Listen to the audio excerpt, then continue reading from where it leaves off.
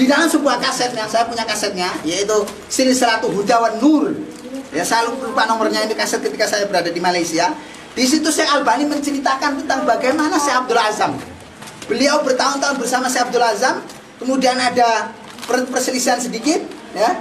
Kemudian beliau katakan begini, Syekh Abdul Azam adalah orang yang sudah melakukan sesuatu dan sekarang sudah kembali kepada Allah. Karena Syekh Abdul Azam dulu meninggal daripada beliau. Kemudian beliau tutup apa? Rahimahullah. Beliau katakan begitu. Maksudnya apa? Allah merahmati dia. Ini guru Ustadz Al-Luqman ini yang mengatakan begitu. Tapi di sini lain, Ustadz Abdul Azam ditentukan sebagai anjing-anjing neraka. Bayangkan, itu sembrononya seperti itu. Sembrononya kayak begitu. Nah, itu satu sembrono. Yang kedua, penulis dalam menulis buku ini tidak memahami masalah dan tajuk yang dia bahas. Jadi di sini dikasih judul teroris loh, tapi dia sendiri tak paham apa itu teroris. Nah, ini nampak sekali dalam buku ini. Nah, perlu dipahami, ya, perlu dipahami bahwa istilah teroris dan istilah penjahat itu adalah netral. Boleh pada suatu ketika baik, boleh juga buruk. Saya tunjukkan satu aja. Orang-orang nanti, orang-orang kafir, orang-orang yang durhaka di neraka, mereka mengatakan begini, ya, di dalam firman Allah Subhanahu wa taala.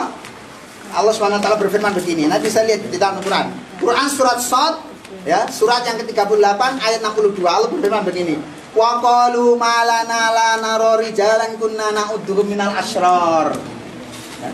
Dan orang-orang durhaka berkata, mengapa kami tidak melihat orang-orang yang dahulu di dunia kami anggap sebagai orang-orang yang jahat.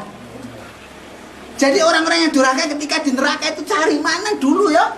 Aku katakan orang ini jahat, kok sekarang tidak ada sama kita, ini di mana dia? Ini bahasa Allah ini. Ternyata si penjahat-penjahat yang mereka dulu labelkan jahat itu di surga. Aneh ya.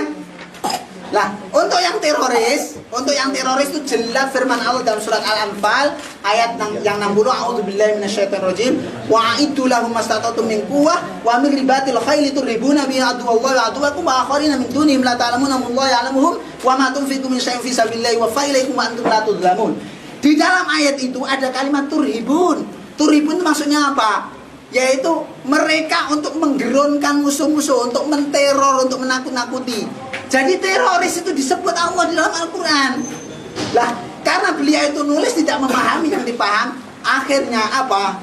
Akhirnya natijanya definisi teroris yang dipakai ada seirama dengan Bush laknatullah alaihi. Maka hasilnya natijah buku ini tidak ada yang paling untung kecuali Bush dan anti-anti.